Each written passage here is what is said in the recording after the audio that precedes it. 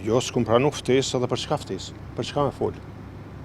Ne kemi bo qëndrimin tonë qartë, do më thonë nuk ka qëndrim serioz, nuk ka qëndrim edhe nuk ka qëllim me dho vendet institucione, nuk e respekton gjykimin e gjykatës kushtetuese që është shumë i qartë, që kërkon që mrena 30 ditëve pas certifikimit të rezultatit zgjedhor të konstituohet Kuvendi i Republikës Kosovës, nuk jep emër, nuk e respekton kushtetutën, është situatë më shumë se serioze, nuk respektohet kushtetuta e vendit, suspendohet akti më i lartë juridik, nuk respektohet demokracia, futet vendi në një terren të panjohur në kaluar. Ne si Partia Demokratike e Kosovës jem të diskutuar situatën, jem të i marrë veprimet e nevojshme, veprimet do të jenë edhe ligjore, edhe kushtetuese, edhe demokratike në mbrojtje të rendit kushtetues dhe demokracisë në Republikën e Kosovës.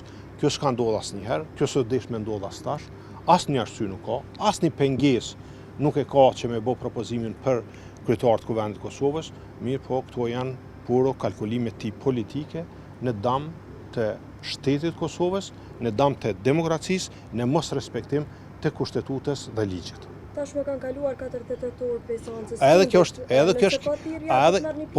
kjo shkelja e radhës.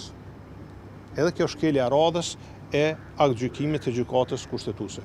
Domethënë për këta realisht akti më i lartë juridik në vend nuk kushton ekzistu. A merrni pjesë në seancën nëse thirret ditëve në vazhdim? Ne jem deputet në Kuvendin e Republikës Kosovës, ne veprojmë përputhje me interesat e Republikës Kosovës, se a di çka është interesante? Interesante është që këta kur gjujnë me vo, kur gjujnë me gur, kur bën ngjarje, janë mbrojtje të Republikës Kosovës. Po atë njëjtën kohë kur këta i gjujnë dikush me ve, prap janë mbrojtje të Republikës Kosovës. Andaj kjo është një situatë shumë serioze, jemi të trajtuar me seriozitetin më të madh, ne jemi shumë kujdesshëm, normalisht edhe përgjegjshëm për mbrojtjen e kushtetutës, rendit kushtetues dhe institucioneve shtetit të Kosovës. Faleminderit shumë.